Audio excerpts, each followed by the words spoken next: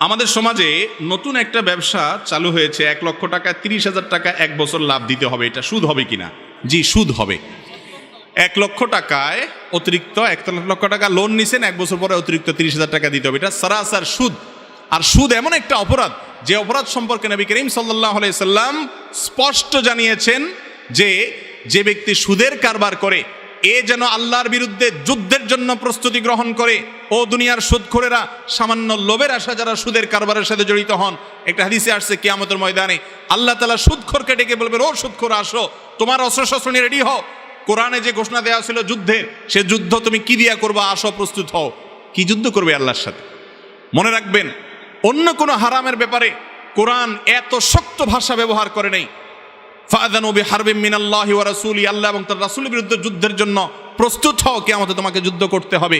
নবী করিম সাল্লাল্লাহু আলাইহি সাল্লাম বলেছেন, এই সুদের 70টা খারাপ দিক আছে, এর মধ্যে সবচেয়ে সাধারণ খারাপ দিকটা হলো নিজের মায়ের সাথে জেনা করার চাইতে ডেঞ্জারাস অপরাধ। আপনি চিন্তা করতে পারেন, সুদের অপরাধ এমন অপরাধ, এই অপরাধের শাস্তি কেমন হবে? আল্লাহ তাআলা তার নবীকে মেরাজে নিয়ে তার বাস্তব উদাহরণ দেখিয়েছেন। সুদখোর, তাকে এমন একটা জাহান্নামে নিক্ষেপ করা হবে, সেখানে সে হাবুডুবু খেতে থাকবে এবং পাথর নিক্ষেপ করা হবে তার মুখের উপরে, রক্তের নদীতে সে এরকম হাবুডুবু খেতে থাকবে।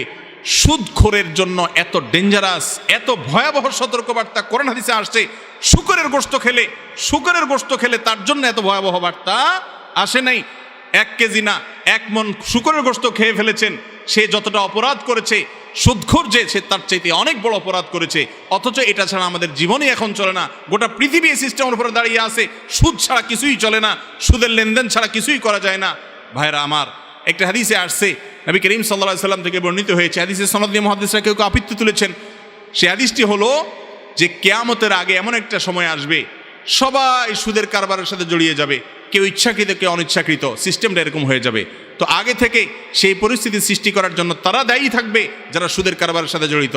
এই জন্য 1,30,000 অতিরিক্ত দিয়ে আপনি লোন নিচ্ছেন, কারবার করে বড় হয়ে যাবেন, আপনার এই সম্পদে বরকত কখনো হবে না।